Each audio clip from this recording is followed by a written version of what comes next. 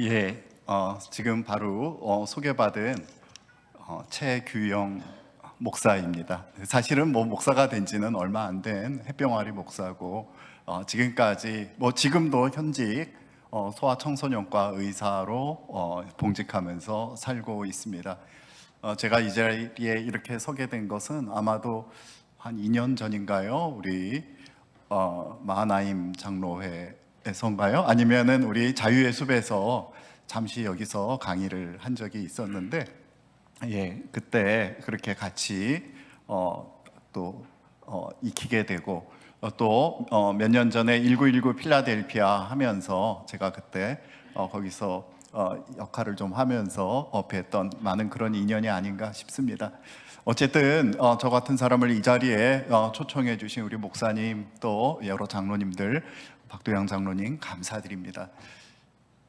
사실 제가 오늘 이 자리에 이 3.1절이라는 이 주제를 가지고 오면서 마음이 많이 무거웠습니다. 소아과 교과서 첫 자리에는 보면은 그 소아과 의사의 그 책무가 단지 아이들의 육체적인 것만 돌보는 것이 아니라 정신적인 거, 또 가정적인 거, 환경적인 거를 모두 돌보되 전체적으로 그 아이의 미래까지 신경을 쓰는 사람이다. 그렇게 나와 있습니다. 저도 이제 두 딸의 아빠고, 최근에 이제 손자도 하나 얻어가지고 있는 할아버지로서 우리가 지금 어느 나라로 어디로 지금 가고 있는가 하는 생각을 할 때 마음이 캄캄해지지 않을 수 없었습니다. 특별히 어제는 우리 뉴스 보신 분들은 알겠지만 사법개혁 3권이라고 그래가지고 3법이라고 해서 통과가 됐죠. 개혁이 아니죠. 개정이 아니고 개악입니다. 이 얘기는 무슨 얘기냐 하면 우리나라의 상권 분립이 없어졌다는 이야기입니다.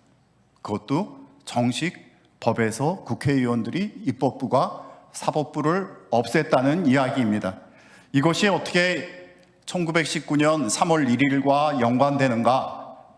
그런 점을 지금 말씀드리도록 하겠습니다. 슬라이드를 좀 제가 가져왔는데요. 슬라이드를 올려주시면 감사하겠습니다. 그래서 3.1 운동에 새겨진 대한민국의 DNA가 바뀌어질 수 있을까요?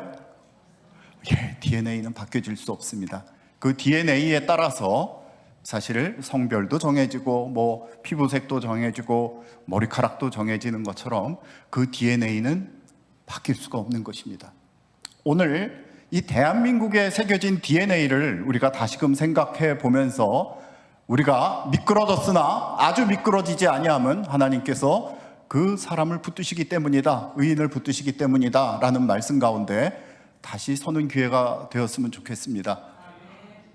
제가 어릴 때 저희 아버지께서 저를 이뻐하셔서 아주 어릴 때부터 여기저기 많이 데리고 가셨는데 기억나는 말이 하나 있어요. 규영아, 길을 잊어버렸을 때는 네가 잊어버린 자리로 돌아가서 거기 그대로 있는 거야. 그러면 괜찮아. 그럼 아빠가 찾으러 올게 했던 그 말씀을 제가 지금도 기억을 하거든요. 우리가 오늘 대한민국이 107년 만에 우리가 선조들이 믿음으로 선포했던 그 선포도 잊어버리고 78년 만에 그것을 열매로 맺었는데 그것을 완전히 잊어버린 그 시기가 되었지만 우리가 제 자리로 돌아갈 때 다시금 부활의 역사가 있을 것으로 믿습니다.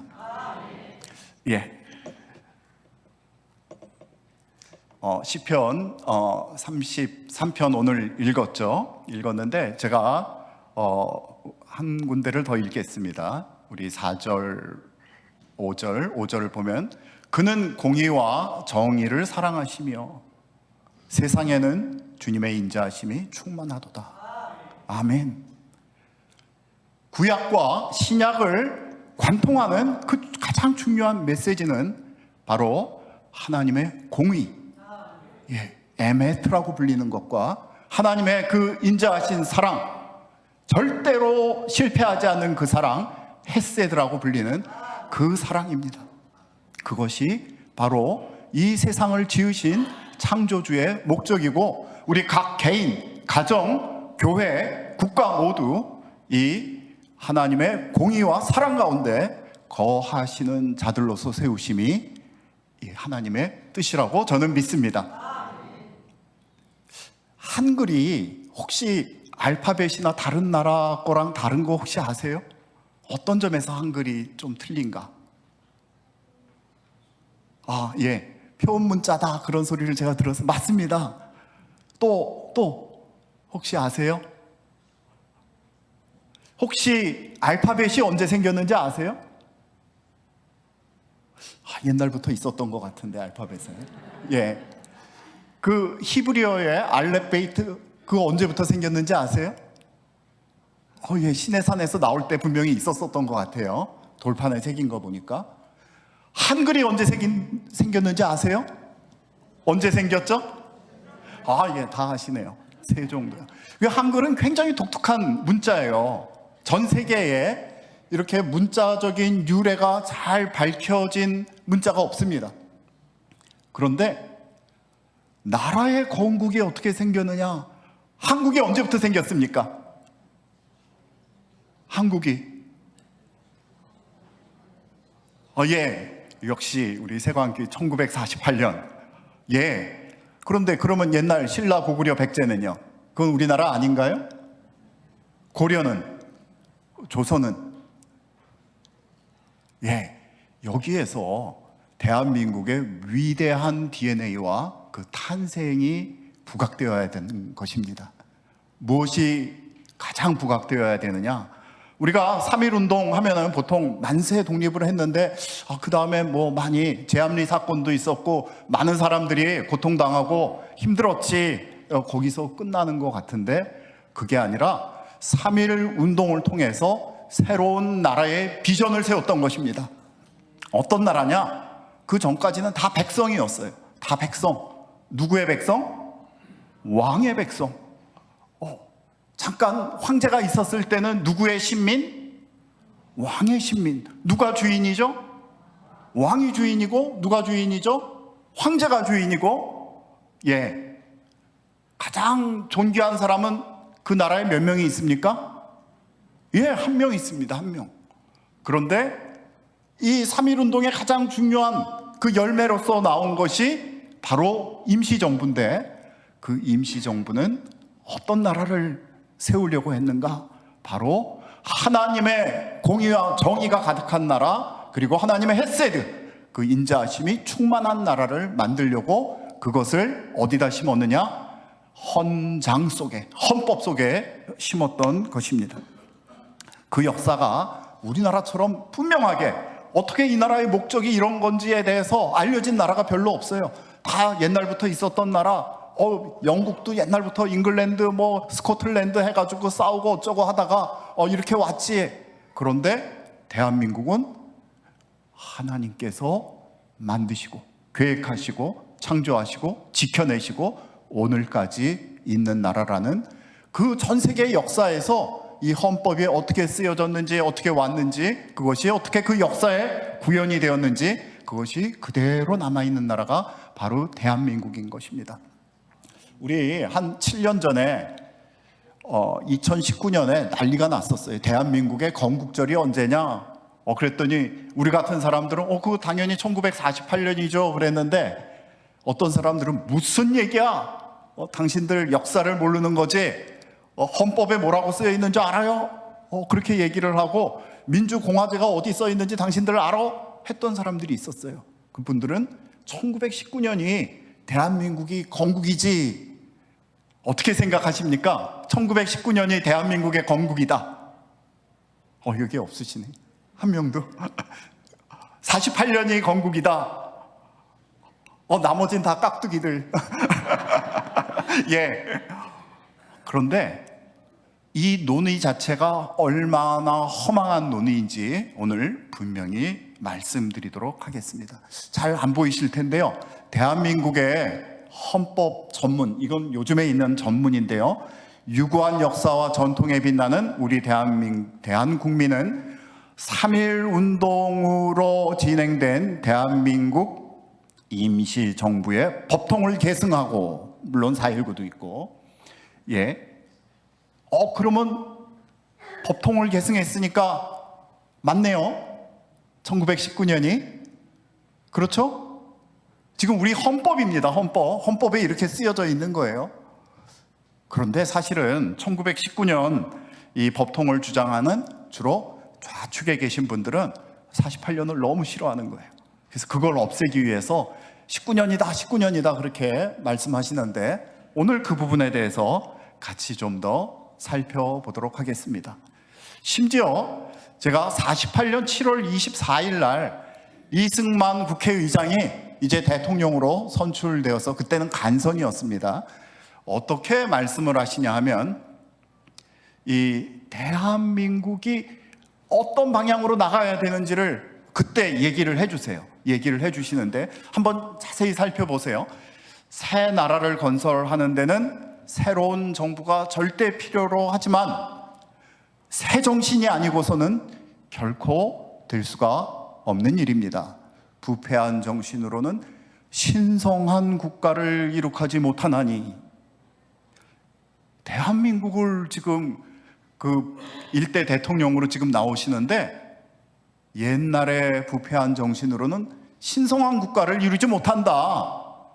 그래서 첫 번째 대한민국을 만든 첫 번째 대통령으로 지금 말씀하시는 것이 대한민국은 신성한 국가야 라고 지금 국민들한테 말씀하고 계십니다. 그래서 여기서 보면 이게 취임사가 다 새자가 많이 들어가요. 새길을 날모 찾아야 된다. 그래서 새로운 국가, 새 백성을 이루어야 된다. 새 마음을 이루어야 된다. 그것이 요지입니다. 그러면 도대체 이승만 박사가, 국회의장께서, 이제 대통령이 되신 분께서 얘기하는 새 정신, 새 길, 새 마음, 새로운 나라는 도대체 무슨 나라냐? 이제 시작하는 나라가, 우리가 관심을 가져볼 수 있겠죠.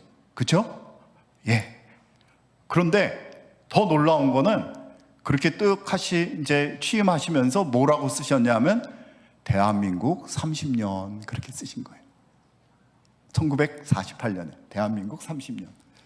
그럼 어쩌습니까? 이승만 대통령은 대한민국이 언제 시작됐다라고 지금 주장하고 계신 거예요? 예, 1919년에 시작되었다. 그만큼 1919년이 중요하다. 그걸 얘기하신 거예요. 그럼 우리가 지금 잘못 알고 있었나? 나라는 이게 영토도 있고 국가도, 이 국민도 있고 주권도 있어야 되는데 그때 주권이 없지 않았나요? 그렇죠. 그런데 왜 이렇게 그걸 모르실 리가 없는 이 대통령께서 왜 대한민국 30년이라고 쓸 만큼 이 3.1절이 중요했는가라는 것을 오늘 말씀드리려고 합니다. 그래서 초반에 제가 국가 DNA에 대해서 말씀드렸는데, 국가 DNA라는 것은 그 나라의 기원이 되는 사상, 헌법적 가치, 그리고 국민들이 공유하는 우리나라는 이런 기억이 있지라고 하는 바로 그것입니다. 그것이 어디에 들어있느냐?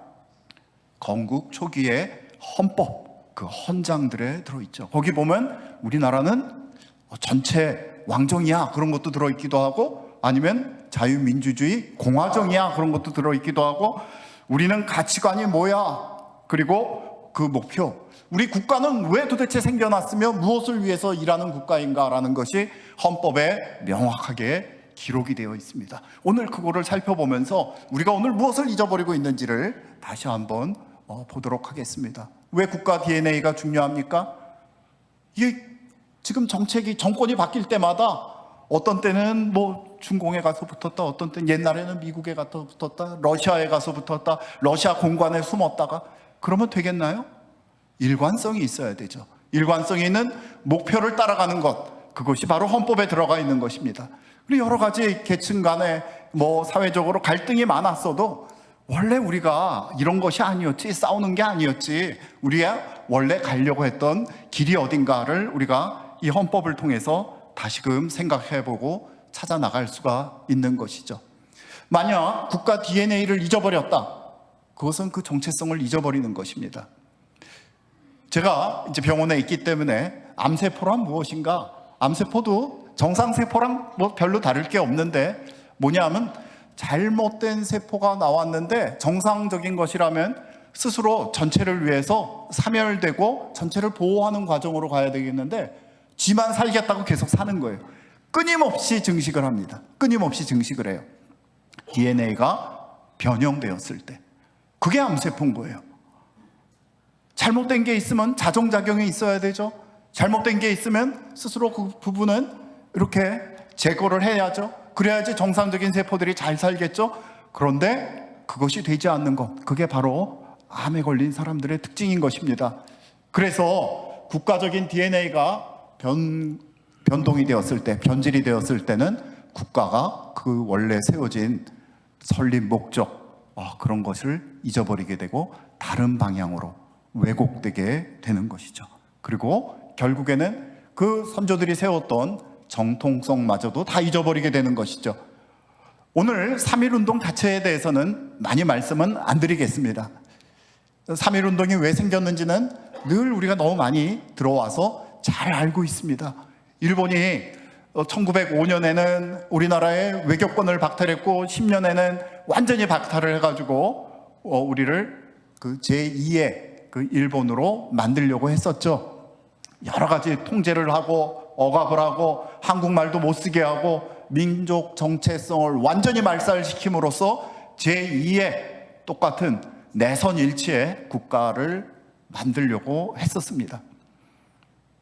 그 와중에 교회를 통해서 점점 우리와 같은 교회를 통해서 우리의 자유가 얼마나 중요한지, 우리의 주권이 얼마나 중요한지, 우리의 신앙의 자유가 얼마나 중요한지를 이제 많은 분들이 깨닫게 되고, 여기에 우리 선구자적인 역할을 하셨던 이승만 박사나 아니면 안창호 선생님이나 서재필 박사님이나 그런 분들이 우리나라에 새로운 국가를 설립하기 위해서 많은 영향을 주었던 것입니다. 그 와중에 정말 중요한 계기가 있었는데 3.1 운동은 국내적인 사건이 아니에요. 그 당시 이제 1918년에 1차 세계대전이 이제 끝나면서 전 세계에 이제 식민지들을 어떻게 처리를 해야 되는가, 그 논의가 한참 있었습니다. 그게 우리가 잘 아는 파리 강화회의, 파리 평화회담입니다. 그래서 그 당시에 이제 이 패전국하고 승전국하고 협상을 하는데 어떤 일을 이제 벌이게 되느냐, 그 당시에 미국은 원래 고립주의라고 해가지고 전 세계의 정치에 그렇게 나서고 싶어 하지 않았어요. 야, 너희 우리 아메리카 대륙을 건드리지 마. 우리도 유럽에 대해서 별로 상관하지 않을게. 그러다가 전쟁에 참여해야 됩니다. 해야 됩니다. 겨우겨우 끌려와가지고 미국 때문에 이제 그 승전을 하게 됐어요. 영국, 프랑스 그런 나라들이. 패전국은 그 당시에 독일과 헝가리 제국, 오스트리아, 헝가리 제국 그런 나라들이었습니다. 그래가지고 그때 그 우드로 윌슨 대통령이 이거 보니까 안 되겠다, 이런 질서를 계속 가져가서는 또 전쟁이 일어나고 힘들어질 테니까 우리 모든 약소 민족들도 자기네가 원하는 그런 나라를 세울 수 있다라고 주창한 것이 민족 자결주의라는 대원칙이었습니다. 근데 그 민족 자결주의의 대원칙 속에는 이 말보다 더 중요한 거는 피통치자들의 동의에 의해서 통치가 이루어져야 된다, 이 말입니다. 말이 좀 어렵죠? 어느 정부가 어느 국민들을 통치를 하려면은 그 국민들의 동의를 얻어야 된다라는 뜻이에요. 여기서부터 약소민족들도 강압에 의해서 통치를 당하면 그건 아니야 라고 하는 그런 원칙이 생겼고, 이 원칙이 전체적으로 퍼지는 것을 보면서 이 조선의 독립을 원하던 독립운동가들도 야, 이제 전 세계가 지금 바뀌고 있다, 이때를 대비해서 우리 조선도 독립을 해야 된다, 그런 기운이 굉장히 막 올라왔던 거예요. 어디서부터 올라왔겠습니까? 이게 조선 반도에서 올라왔을까요? 아니죠. 우드로 윌슨 제일 옆에 있던 한인들이 누굴까요? 예, 이승만 대통령과 그 하와이에 있던, 그리고 샌프란시스코에 있던 한인들이었습니다. 이분들이 계속적으로 전 세계의 한인 네트워크를 형성하면서 우리가 아무리 얘기를 해도 조선 반도 자체에서 이 독립에 대한 의지의 표명이 없으면 이건 아무것도 아니기 때문에 일어나야 된다, 일어나야 된다 하는 메신저들을 계속 보낸 거예요. 그래서 첫 번째로 일어났던 것이 오늘은 다루지 않겠지만은 28 도쿄에서 있었던 동경 독립선언입니다. 여기도 사실은 미국에서 있는 우리 교포들이 서재필 박사, 정한경 박사, 또 이승만 박사 같은 분들이 파리 강화 회의에 그 대표자로서 간다는 소식을 듣고 먼저 일어났던 것입니다. YMCA에서, 도쿄 YMCA에서 일어났었죠. 그래서 이 일을 통해 가지고 그 당시에 또 무슨 일이 있었느냐? 또 잘 아시는 대로 고종이 갑자기 승하하셨는데, 그런데 얘기가 들리기를 고종이 독살당했다, 그런 얘기가 들어가지고 그 고종 승하 일로 인해 가지고 많은 사람들이 이 경성에 오게 됩니다. 그것이 이제 직접적인 계기가 되었던 것이고, 또 우리 잘 아시는 대로 33분의 이 독립 선언문을 작성하신 분들과 함께 실질적으로 우리나라의 장로교와 감리교가 합해가지고 또 천도교가 조금 힘을 합해가지고 이 일이 전국적으로 일어났던 것이죠.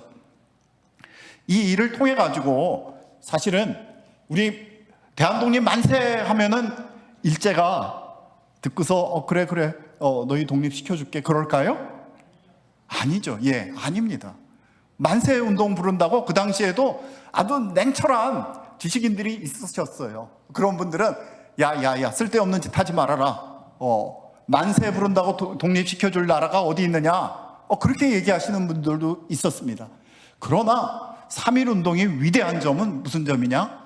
바로 하나님께서 이 나라를 건국하실 것이다, 새로운 나라를 주실 것이다 라는 믿음의 성각자들, 특별히 기독교인들이 있었다는 것입니다. 더 특별한 것은 아까 있었던 고구려, 백제, 신라, 고려, 조선과 달리 모두 왕의 나라였는데, 왕의 나라가 아닌 이제는 국민의 나라, 공민의 나라, 시티즌의 나라, 이제 왕이 주인이 아닌 우리 각 사람이 주인이 되는 새로운 나라를 만들겠다 하는 그 놀라운 새로운 나라에 대한 비전이 이때 3.1운동과 임시정부를 통해서 일어났던 것입니다. 그럼으로써 사실 놀라운 일도 펼쳐졌습니다. 일제가 그 전까지는 헌병 경찰 통치로 무단 통치를 하고 마구마구 이제 이 조선 사람들을 핍박하고 압박했는데, 그 뒤부터는 문화 통치라고 그래가지고 이제는 좀 더 대접해 줄게요 하면서 살살 다루는 것 같은 그런 형태로 변했습니다. 물론 이것은 우리 내부적인 걸로만 그런 것이 아니라 수많은 이곳 가운데 와 계시던 미국인 선교사님들, 영국인, 캐나다 선교사님들, 호주 선교사님들이 전 세계의 여론을 이렇게 깨우치게 함으로써 일본이 저거 보니까 굉장히 민주주의 국가인 줄 알았더니 상당히 야만적인 국가네 라는 여론전에서 승리를 하셨던 것입니다. 이것이 나중에는 그 중국의 오사운동이라든지 인도의 비폭력 운동까지 인류사적인 획을 걷는 그런 운동이 되는 것이죠. 그래서 3.1운동에 만세 운동 했던 그 만세는 누구를 보고 들으랴 그렇게 한 것이냐 하면 바로 국제사회를 대해서 들으라는 그 얘기였습니다. 만세 소리는 일본 사람 물론 들어야 되고 이 한국 내부에 있는 조선 사람들에게도 한 것이었지만, 구체적으로는 특별히 우드로 윌슨 대통령 국제연합이 듣고 우리를 정당한 국가로서 인정을 하라, 그 의미입니다. 그래서 이 바로 임시정부 운동이 시작이 되는데요, 그 임시정부를 통해서 우리는 법적으로 정당한, 그야말로 그 피지배층의 지지를 받는 그러한 정당한 단체이다. 우리는 동의를 받았다. 통치는 피통치자들의 동의에 근거해야 한다는 우드로 윌슨의 그 민족 자결주의에 명확하게 맞았던 것입니다. 그리고 위대한 것은 바로 이때 드디어 문명 국가로서의 가장 중요한 민주공화정을 우리 국가의 DNA로 심었다는 점입니다. 그 점을 이렇게 말씀드리도록 하겠습니다. 이 임시헌장은요 1919년 4월 11일 날 상해에서 제정이 되었습니다. 그게 전문이 남아 있어요. 최초의 우리나라의 헌법입니다. 이 헌법이 얼마나 중요한지를 오늘 말씀드리도록 하겠습니다. 여기 보면은 전문이 있어요. 여기도 보면 신인일치로 중에 협응하여, 신인일치, 하나님의 뜻과 사람의 뜻이 마음이 합치되어 중에, 그러니까 국내와 국외에 있는 모든 한인들이 서로 발맞추어 한성에 기이한 지 30여일에 평화적 독립을 300여 주에 광복하고, 이게 무슨 얘기냐면 3월 1일 우리가 만세 운동을 시작한 지 대략 약 30여일 후에다, 그런 얘기입니다. 그래서 우리 300여 주라는 거는 그 당시 조선 팔도에 있었던 고을들의 숫자인데요. 그래서 전 국토에 있는 모든 이들이 다 참여했다, 그 얘기입니다. 그 당시 1700만이었는데 200만 명 이상이 참가를 했거든요. 10분의 1 이상이 참가를 한 것입니다. 어마어마한 일이었죠. 그래서 우리가 왜 이런 만세운동을 했느냐? 우리 자손 여민, 우리 백성들, 우리 일반 국민에게 뭐를, 한국 완전한 자주 독립의 복리로 이를 세전케 위함이다. 세세에 전하기 위함이다. 무엇을? 자주 독립, 자유의 그 복리를 누구에게? 우리 자손에게, 우리 자식들에게, 손주들에게, 우리 모든 후손들에게 전하기 위해서 우리가 이러한 임시정부를 만들었다라고 지금 선포하고 있는 것입니다. 그래서 임시정부의 제1조는 대한민국은 민주공화제로 한다, 이렇게 정확하게 밝혀져 있습니다. 이게 별거 아닌 것처럼 보이죠? 이 당시에 상투 뜬 사람들이 무지하게 많았습니다. 아직도. 그 전에 한 10여 년 전에는 이 독립운동이라고 한말에 구한말 의병운동이 생겼는데, 그 의병운동이 왜 생겼는지 아세요? 독립을 위한 것이 아니었어요. 사실은 상투 자르라고 하니까 내 모가지는 자를지언정 내 상투는 자를 수 없다 그래가지고 의병운동이 생겼던 그런 시대에 우리가 무엇을 주장했느냐? 민주공화제로 한다. 민주공화제가 뭡니까? 누가 주인이라고요? 우리 각 국민 개인이 주인이다. 우리 그래서 한 10가지 10조로 되어 있는 그 우리 조항인데, 그거를 좀 자세히 살펴보겠습니다. 그래서 국가의 정체성과 통치 체제를 명확하게 얘기를 했죠. 대한민국은 민주공화제다. 황제가 주인인 제국의 나라에서 이제 우리는 어떤 나라를 꿈꾼다? 국민이 주인인 나라를 꿈꾼다. 자유민의 나라를 선포한 것입니다. 그리고 대한민국은 임시의정원의 결의에 의해서 통치한다. 이건 무슨 얘기입니까? 임시의정원은 지금의 국회입니다. 그래서 대의제, 입법부의 결정에 따르는 입헌주의, 법치주의를 천명했던 그런 이 놀라운 정치체제를 지금 얘기를 하고 있죠. 3조를 보면 대한민국의 인민은, 그 당시 인민이라는 말을 많이 썼죠. 지금은 오염이 돼버렸지만, 남녀 귀천 및 빈부의 계급이 무하고 없고 일체 평등하다. 그래서 그 당시만 해도 아직 반상의 차이가 많았고, 옆집에 누구네 개똥이네는 이 신분이 천해서 우리 집하고는 하면 안 돼, 그런 시절이었는데, 신분제를 완전히 없애버리고 만민이 평등하고, 뒤에 나오지만 이 대한민국의 국민에는 남자만 포함된 게 아니라 여자도 포함된다. 그래서 여자들도 선거권이 있다라는 얘기를 하게 됩니다. 놀라운 일입니다. 이 미국이 선거권 갖는 게 아마 1921년일 거예요. 여자분들이. 아마 스위스가 선거권을 갖는 게 여자분들이 1971년일 거예요. 그런데 언제부터 주장을 했다? 우리나라는 1919년부터 주장을 했습니다. 4조, 대한민국의 인민들은 신앙, 언론, 저작, 출판, 결사, 집회, 주거 이전, 신체 및 소유의 자유를 향유한다. 그래서 처음부터 우리 개인의 자유를 선포했을 뿐만 아니라 우리나라는 소유의 자유, 우리 십계명에도 훔치지 말라, 그 얘기는 소유가 있다는 얘기죠. 너희 다 같이 주머니를 하나로 하자, 그런 속임에 넘어가면 안 된다, 라고 그 얘기도 우리 성경에 있죠. 예. 그래서 현대 민주주의의 핵심인 인간의 존엄성, 평등, 그리고 우리 이 개인이 자기의 소유의 주인이 되는 것을 이야기하고 있습니다.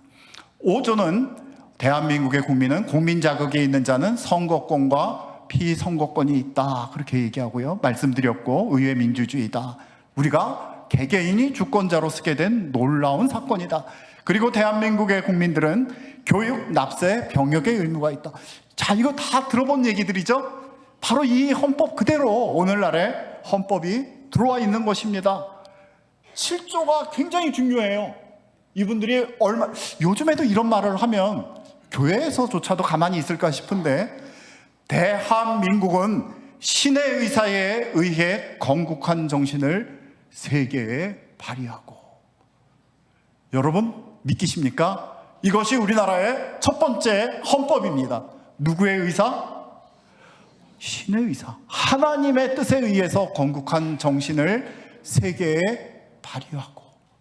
다시 돌아가서 이승만 대통령이 1948년 대통령으로 취임하시면서 옛날에 부패한 생각으로는 신성한 국가를 이룰 수 없나니, 그게 기억이 나십니까? 조금 전에 바로 이 전통을 이어받았다는 것입니다. 이 대한민국은 어떻게 된 것이냐? 어떻게 건국된 것이냐? 하나님의 뜻에 의해서 건국된 나라라는 것을 명문화, 그 생길 때부터, 잉태될 때부터 이 헌법에 넣었던 나라입니다. 하나님의 뜻에 의해서 건국된 나라, 그리고 하나님의 뜻에 의해서 건국된 그 정신, 단지 우리만 잘 살기 위한 것이 아니라 온 세상에 하나님의 공의, 에메트와 헤세드를 성취시키기 위해서 세워진 나라가 이 나라다, 이렇게 지금 이야기하고 있는 것입니다. 그래서 인류 문화 및 평화에 공헌하기 위해서 국제연맹에 가입한다. 그것이 굉장한 목표였어요. 우리나라가 1948년 실제로 설립이 되고 나서도 그 당시에 이제 유엔이죠. 유엔에서 받아주지 않아가지고 얼마나 애를 먹었는지 모릅니다. 그것을 위해서 정말 그 당시에 파견되었던 장면 박사나 노윤숙 선생님이나 그런 분들이 완전히 굶으면서 기도했던 그 역사가 있습니다. 그거를 누가 반대를 했느냐? 소련이 반대를 했었죠. 그 당시에도. 그 다음에 요즘에 전쟁 중인 우크라이나가 열심히 반대를 했었죠. 그런데 하나님의 뜻 가운데 소련 그 대사가 필리버스터를 하다가 갑자기 목이 잠겨서 나오질 않아가지고 어디 가서 잠깐 쉬었다 오는 사이에 통과가 됐던 것입니다. 아멘, 아멘. 이게 하나님의 역사예요. 이 역사를 우리는 가지고 있는 놀라운 나라인 것입니다. 이것이 이 당시에 19년에 그렇게 노력했던 것이 48년에 하나님의 뜻 가운데 건국된 것입니다. 8절을 보면 좀 이상해요. 여기 보면 맨 처음에는 대한민국은 그 황실을 우대한다. 이거 보면은 그 당시에 어떻게 우리가 힘을 합해서 이 대한민국이라는 한국의 독립을 얻을 수 있을까 하는 고민이 엿보이는 장면입니다. 왕정 복고 세력과 민주공화제 세력이 힘을 합쳐가지고 이 새로운 나라를 만들어야지 했다가 이건 사실 그 뒤에 바로 없어져요. 이미 1919년 9월에 통합임시정부 대한민국 정부의 헌법에서 사라지게 됩니다. 왜냐? 그 당시에 우리는 지금 많은 교과서들이 일제강점기라고 얘기를 하고 있죠. 진짜 강점기일까요? 여러분들 그 한일 제1 한일 의정서, 제2 한일 의정서를 보면은 강제가 아닙니다. 팔아먹은 거예요. 이게 역사적인 사실입니다. 누가 팔아먹었느냐? 고종이 팔아드셨죠. 그 왕족들이 황족이 돼서 다 팔아드셨죠. 그리고 일본의 그 천황족에 포함이 된 왕공족으로서 떵떵거리면서 잘 살게 됩니다. 그 영친왕이라든지 그런 분들이 독립운동하기는커녕 수많은 일본의 밑에 대신들을 거느리고 유럽까지, 피라미드까지 가서 관람하던, 유럽에 가서 춤추고 했던 그 모든 사진들이 남아 있어요. 그래서 사실은 이분들이 참여하지를 않았던 것입니다. 나라는 외부에서 망가지는 것이 아니라 반드시 그 내부의 적에 의해서 무너진다는 역사적인 교훈입니다.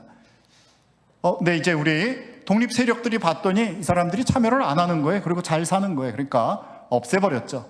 결국 대한민국의 DNA는 어떤 특정한 혈통이 아닌 국민이 주권이 되는, 국민들이 뽑아서 국민들이 뽑는 선거를 통해서 일어나는 그 나라가 대한민국의 정통 DNA인 것입니다. 구조를 보면은요, 생명형, 신체형, 공창제를 전부 폐지한다. 그 당시에 뭐가 있었냐면요, 생명형이 뭔가요? 사형제를 얘기합니다. 사형제. 신체형이 뭔가요? 주리를 트는 거를 얘기하는 거겠죠. 여기에 우리 이승만 대통령이 한성 감옥에 이승만 청년이 이렇게 갇혀 있을 때 이 일을 당했던 것이죠. 그리고 그 당시까지만 해도 공창제가 정식으로 있었습니다. 그것을 완전히 이제 없애버린 거죠. 그래서 이 얘기는 무엇인가? 바로 이 대한민국은 천부인권에 근거한 새로운 나라이다라는 그 DNA를 집어넣은 거예요. 그거는 가문이 어떻고 김씨가 어떻고 뭐 최씨가 어떻고 그런 것이 아니라, 거기서 오는 그 인권의 소중함이 아니라 누구나 모든 사람들은 하나님의 아들과 딸이다라는, 거기서부터 이것이 시작이 된 것입니다. 마지막으로 10번째를 보면은요, 10조도 중요합니다. 임시정부는 국토 회복 후 만 1년 내에 국회를 소집한다. 이게 왜 들어갔을까요? 이것이야말로 바로 임시정부는 임시정부다라는 것을 그대로 알려주는 법조항입니다. 이거를 가지고서 1919년 이 대한민국이 있었는데 그거를 아니라고 하는 자들은 다 이 임시정부를 부정하는 사람들이야 라고 외치는 사람들은 잘못된 것이죠. 이거를 안 보려고 하는 겁니다. 바로 이 조항에 따라 가지고 우리가 1948년 독립을 했을 때 바로 우리가 그 정부를 조직하기 전에 먼저 선거를 통해서 국회의원들을 재헌 국회를 소집하고 거기서부터 이제 새로운 나라를 만들어가게 되는 것이죠. 놀랍지 않습니까? 이런 이 대한민국의 이 임시 헌법은 완전히 하나님의 나라가 어떻게 세워져야 된다는 것을 그대로 선포하고 있습니다. 여기 보면은요, 선서문이라는 것도 있어요. 저렇게 빨갛게 네모나게 친 부분은 존경하고 열애하는 우리 2천만 동포 국민들이여, 이렇게 얘기를 합니다. 민국 원년, 이 말은 이승만 대통령이 계속 쓰시던 거예요. 3월 1일 우리 대한민족이 독립을 선언한 뒤로부터 남녀노소와 모든 계급과 모든 종파를 물러나고 일치 단결하여 동양의 독일인 일본의 비인도적 폭행하에서도 극히 공명하게 극도의 수치를 인내하며 우리 민족의 독립과 자유를 갈망하는 참된 생각과 정의와 인도를 애호하는 국민성을 표현한지라, 이렇게 되고 있습니다. 자, 기미독립선언문 제 첫 번째 줄이 어떻게 되는지 기억하시죠? 오등은 자의 조선의 독립군인과 우리가 자주민을 선포하노라. 바로 이 얘기를 그대로 이제 이 선서문에 넣은 것입니다. 그런데 여기에 뭐라고 얘기를 하고 있냐면요, 본 정부가 국민의 위임을 받아 조직되었으니 우리가 이런 임시헌법을 만들고 국제 도덕의 명한 바를 준수해서 국가의 기초를 닦으려고 한다. 뭐라고 그 다음 얘기하냐면, 동포 국민들이여, 우리 조선에 있는, 조선반도에 있는 모든 사람들과 해내에 있는 모든 사람들에게 이 얘기하기를 분기할지어다. 우리가 흘리는 한 방울의 피가 자손 만대의 자유와 복용의 길이요. 자손 만대의 자유와 복된 영광의 길이요 신국 건설의 귀한 기초이다. 대한민국이 왜 만들어졌다고요? 우리가 왜 피를 흘리고 독립을 외치고 있다고요? 싸운다고요? 이유는 하나님 나라의 건설인 것입니다. 이런 나라가 전 세계에 별로 없어요. 아무리 찾아봐도 없어요. 영국 헌법에도 없어요. 미국 헌법에 나옵니다. 네덜란드 헌법에 조금 나옵니다. 그 다음 한국 헌법입니다. 대한민국의 DNA는 놀라운 이 땅 가운데 이루어지는 하나님의 나라를 건설하기 위해서 세워진 나라라는 거 잊어버리시면 안 되겠습니다.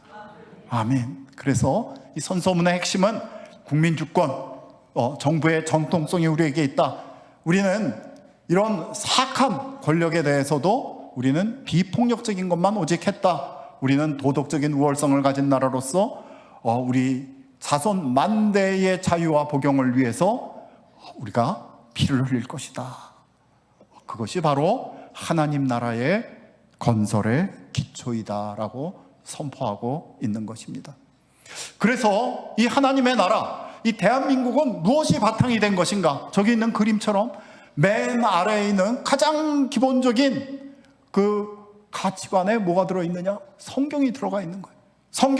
성경이 들어가 있고, 그 다음에 기독교의 가치관이 있고, 그 위에 바로 헌법이 있어서 바로 얘기하는 헌법 정신 그대로의 법칙, 그것을 이야기하고 있는 것입니다. 그것을 영어로는 rule of law라고 하고 있습니다. rule of law.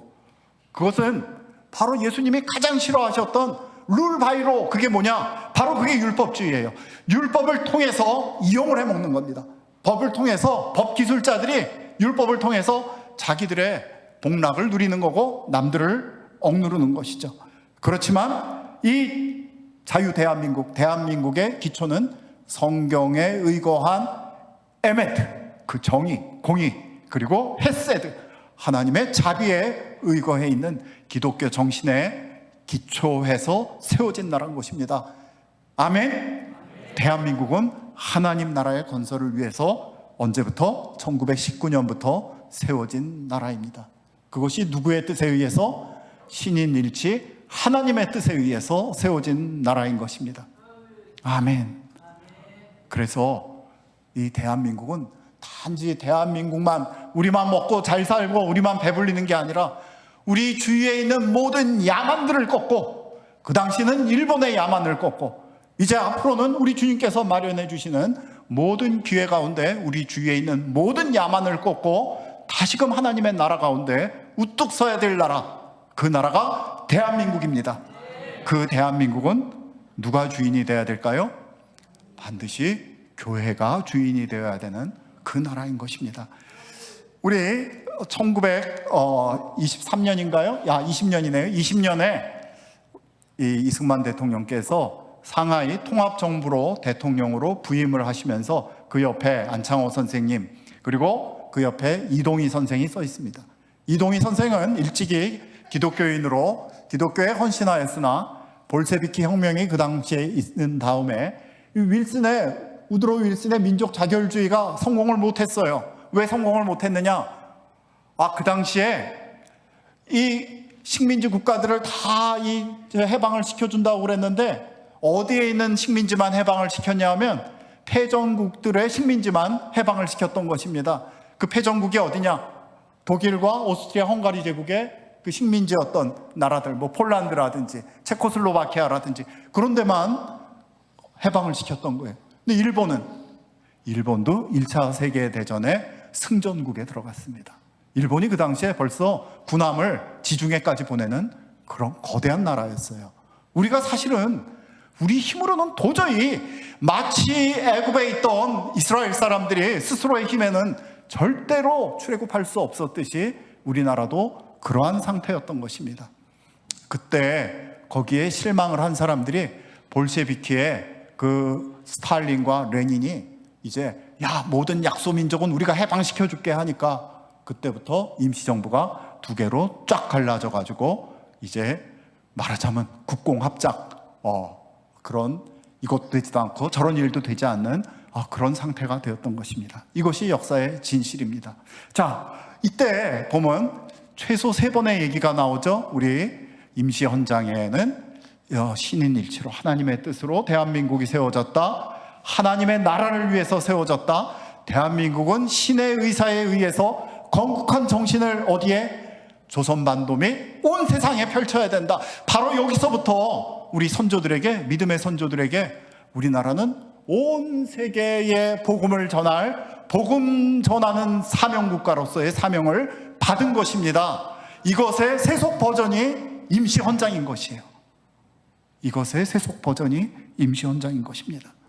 이런 자랑스러운 우리가 헌법적인 기초를 가지고 있는 나라입니다. 이승만 대통령은 잘 아시는 대로 전 세계 최초의 한인의 민주공화국 수반이었습니다. 임시정부가 우리 하나만 있다라고 생각하시는데요, 한 6개, 7개쯤 있었습니다. 지금 잘 알려져 있는 게 연해주에 있었던 대한국민의회입니다. 제일 먼저 생겼고, 여기서 이승만 대통령은 집정관 총재 대통령이었습니다. 그리고 상해 임시정부, 금방 얘기했던 4월 11일 날 생겼던 것도 여기에서 국무총리였다가 곧바로 대통령으로 되셨죠. 그 다음 가장 정통성이 있는, 실질적으로 우리 국내에서 13개 도의 대표들이 모여서 만들었던 한성정부에서 집정관 총재, 영어로 얘기하면 똑같습니다. Chief Administrator President, 대통령이었습니다. 그리고 그것을 한성에 둘 수가 없으니까 전체 통합된 임시정부가 합쳐가지고 상해로 갔는데, 그 상하이 임시정부에서의 정식 대통령으로 취임하셨습니다. 그런데 너무 웃긴 거는, 지금 임시정부 그 기념관이라고 박물관이 있거든요. 어디에 있느냐 하면 지금 서대문 형무소 옆에 있습니다. 거기 가면 깜짝 놀랄 만한 게 이승만 대통령의 이름도 안 나오고 사진도 하나도 없어요. 이게 현재 교육의 현실입니다. 어떻게 이승만을 이렇게 피할 수 있을까 싶어가지고 제가 물어봤어요. 거기 있던 학예사한테. 아니, 말이 됩니까? 그랬더니 학예사가 하는 얘기가, 할 말이 없어서 그랬는지 두루두루 보시면 그 안에 스며들어 있습니다. 우리 교회에서 얘기를 해야 되는 것이죠. 이런 역사에 대해서 우리 교회에서 얘기를 하지 않으면 누가 얘기를 하겠습니까? 이 얘기를 우리 교회에서 해야 되는 것이죠. 그래서 유일무이한 합법적 국가 수반으로서의 이승만 대통령께서 사실은 함성 감옥에서의 영적 회심, 임시정부의 수반으로서의 그 이승만 대통령, 그리고 이 신국 하나님 나라를 건설하겠다는 그 명문화를 하심으로써 우리나라의 DNA를 굳건히 심으시는 분이 되시는 것이죠. 이 독립정신 여러분들 꼭 읽으셔야 됩니다. 여러분들 자녀에게 읽게 하시고 손주들에게 읽게 하셔야 됩니다. 아직까지 100년이 넘어져서 나온 책인데 이 레벨까지 나간 이들이 별로 없어요. 우리나라의 입법부가 엉망진창입니다. 아직도 임시정부에 대한민국을 살지 못하고 있어요. 1948년에 대한민국을 살지 못하는 국회의원들이 대부분인 것입니다.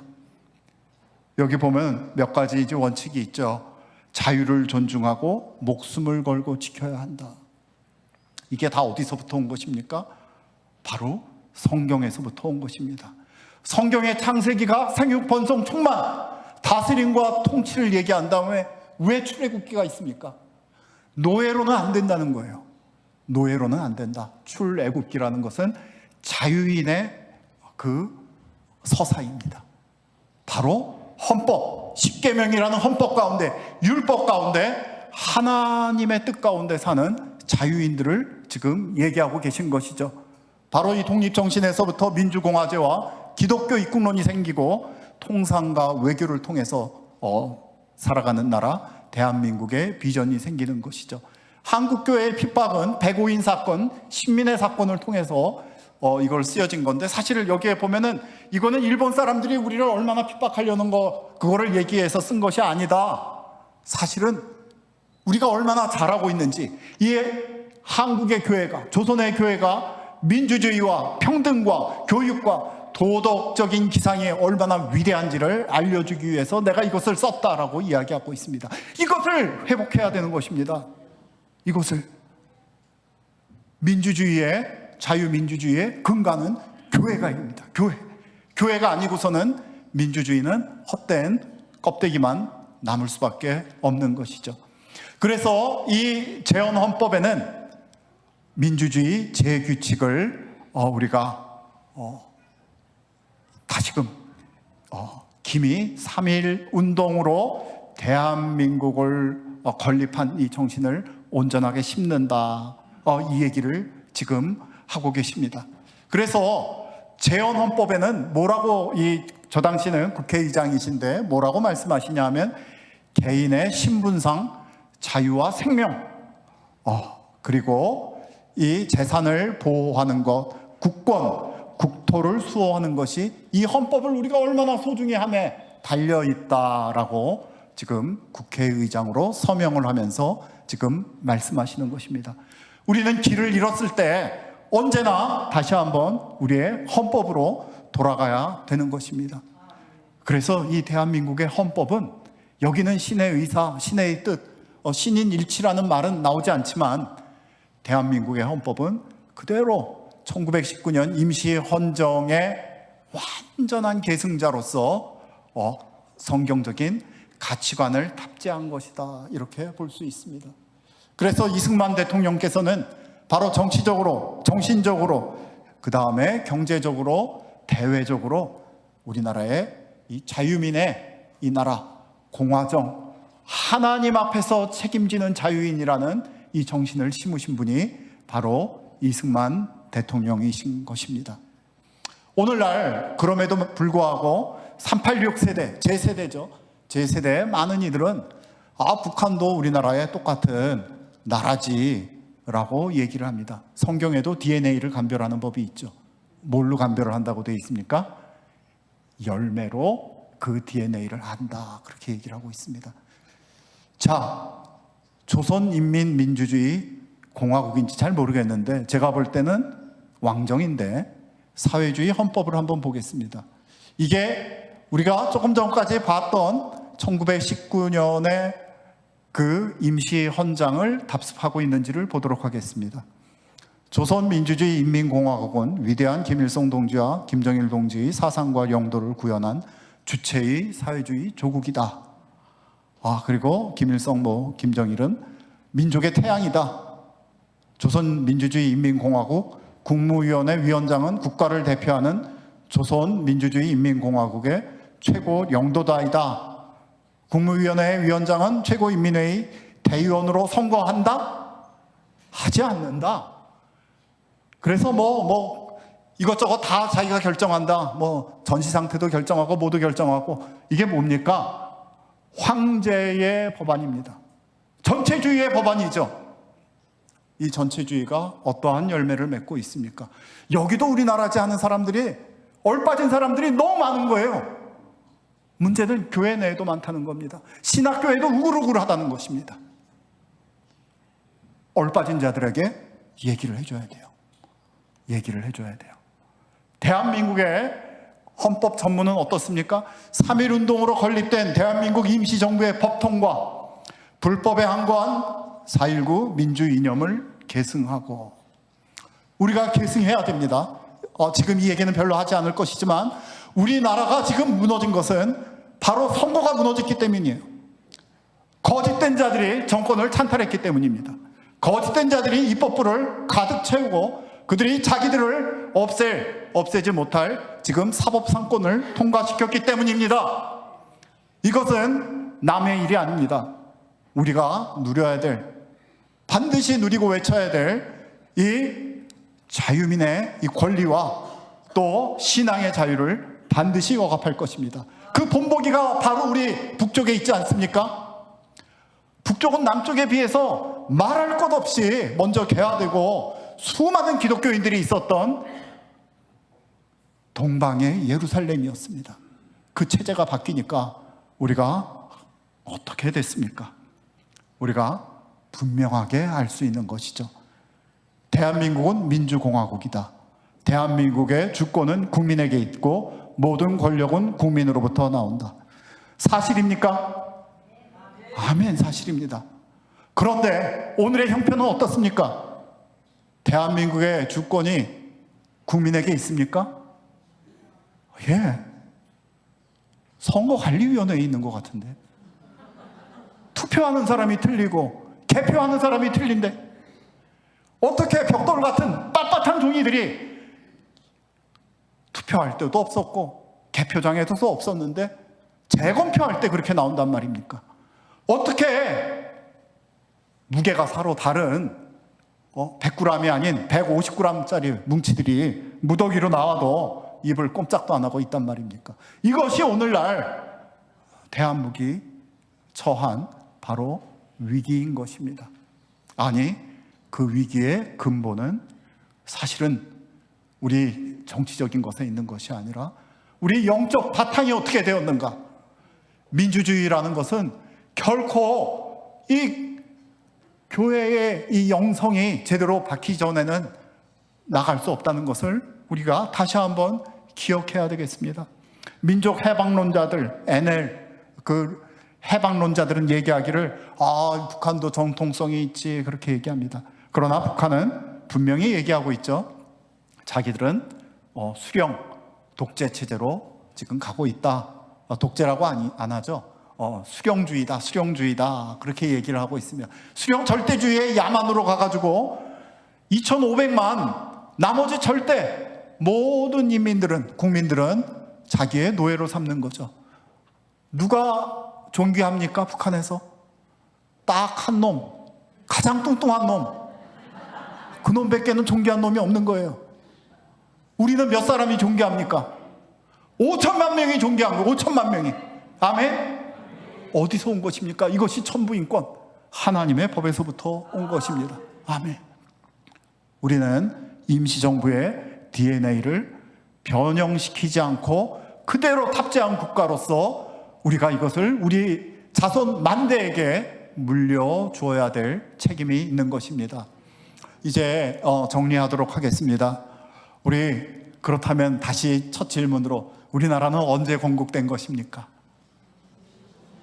자, 우리나라는 그 뿌리가 잉태가 1919년 신국 하나님 나라의 건설을 모토로 하나님께 사실은 우리가 이런 나라를 건설하겠습니다 라고 하는 건설의 청사진을 제출하신 것입니다. 우리의 믿음의 선조들이. 그리고 그 설계도에 따라 열심히 40년 동안 30년 동안 기도하며 싸움으로써 1948년 영적 서원의 응답으로서 대한민국이 건국된 것입니다. 그래서 대한민국 임시정부의 정통성과 그 정체성을 잇는 대한민국으로서의 우리의 고백은 이래야 됩니다. 싸우는 것이 아니라 19년과 48년이 대한민국은 1919년 기미 3.1 운동의 영적 정신적 토대 위에 임시정부라는 이름으로 잉태되었고 1948년 8월 15일 이승만 대통령을 필두로 한 기독교 건국 세력에 의해 자유민주공화국으로 상고를 겪으면서 완공되었다. 아멘. 아멘. 우리가 이런 위대한 헌법을 가진 나라의 후손들입니다. 그렇다면 금방 말씀드린 것처럼 이 독립이란 무엇인가? 우리 독립만 얘기하면 맨날 일본으로부터의 독립만 얘기해요. 그렇지 않습니다. 지금 트럼프 대통령이 미국에 뭐를 얘기하고 있는지 아십니까? 제2의 독립을 얘기하고 있어요. 미국 독립국가인데 무엇을 얘기하는 것입니까? 독립은 단순히 혼자 서는 것이 아니라 그 누구의 노예도 되지 않는 그 상태를 얘기하는 것입니다. 아멘. 우리가 먼저 영적인 독립으로서 우리의 주체, 우리의 개인은 국가에서 보장해 주기 때문에 내가 존귀한 사람이 아니라 하나님께서 나를 존귀한 사람으로 하나님의 아들로 지으셨기 때문에 하나님의 딸로 지으셨기 때문에 우리가 존귀한 사람이다라는 그런 고백 가운데 있어야 되는 것입니다.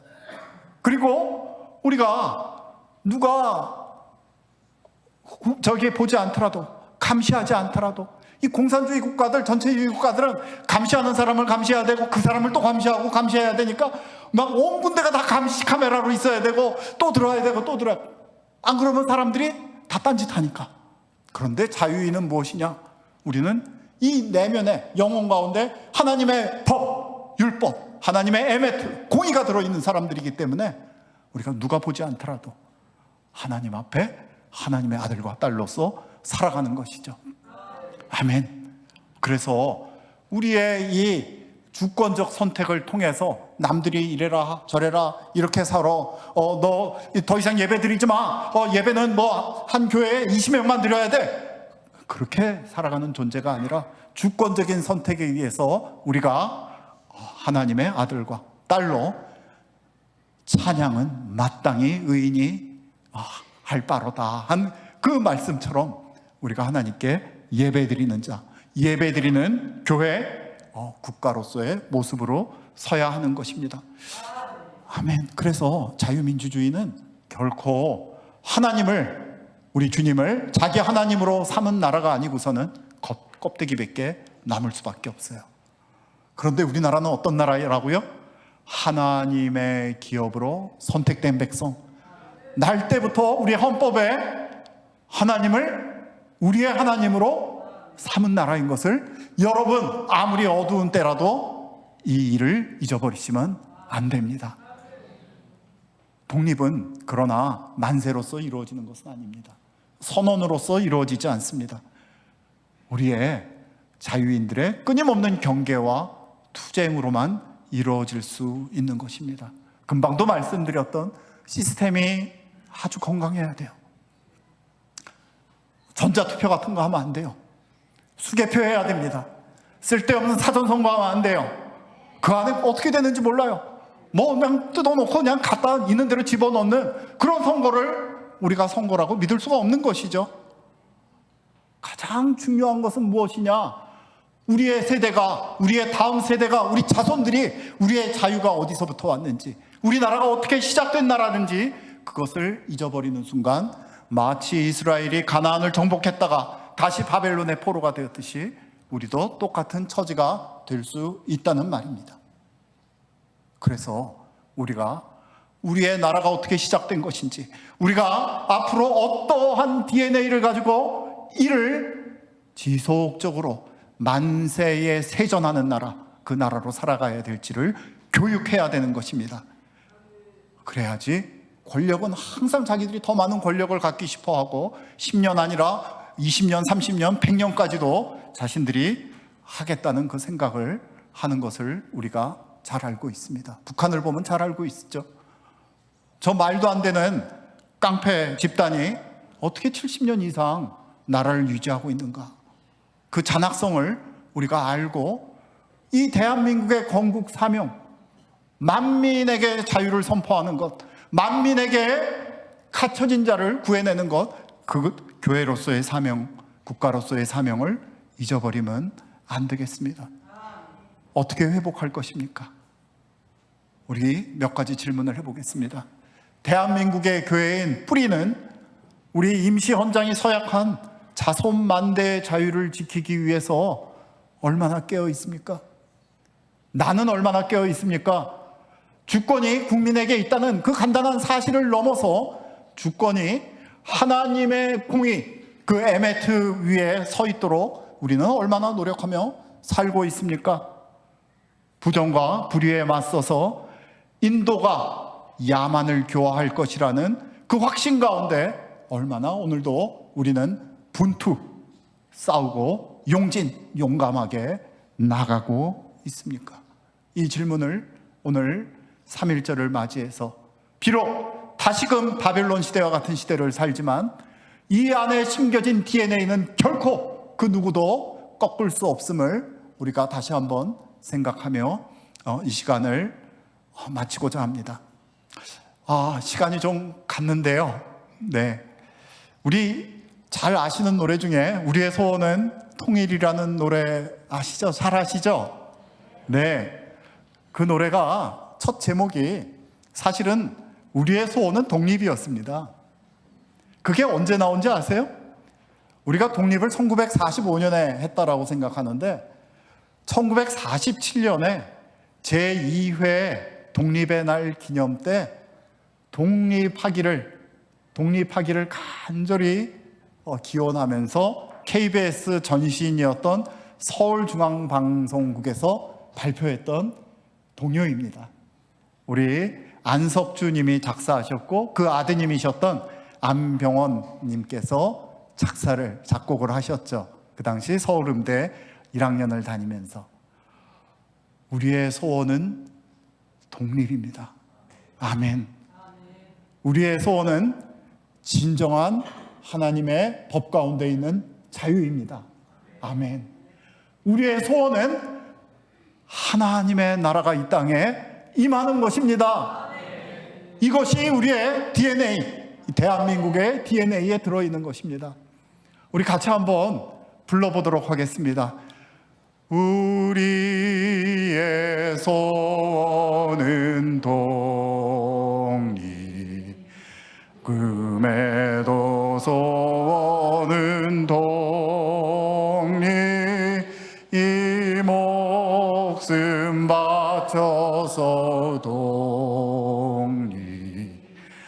독립이여라.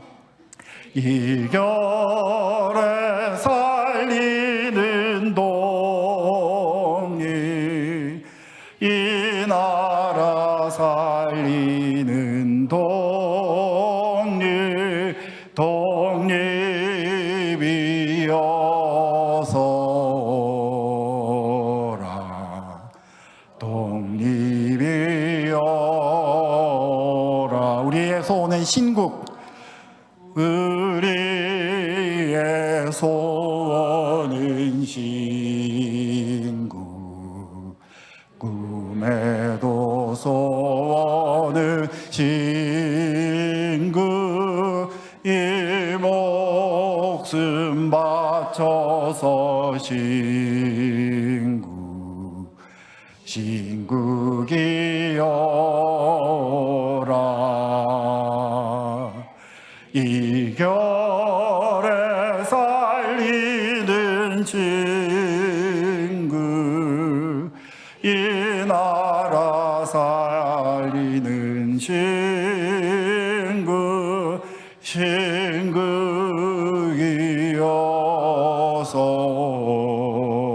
신국이어서라. 신국이여라. 아멘, 아멘. 기도하도록 하겠습니다.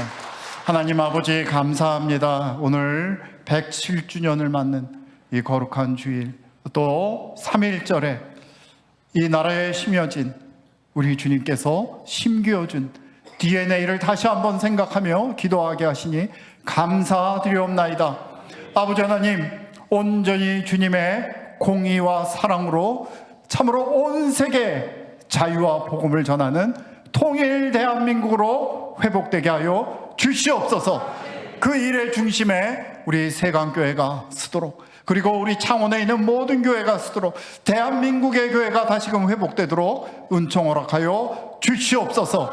이 놀라운 DNA를 온전히 우리 자손 만민들에게 세전하는 우리 모두 되게 허락하여 주시옵소서. 감사드리오며 예수님 이름으로 기도했습니다. 아멘.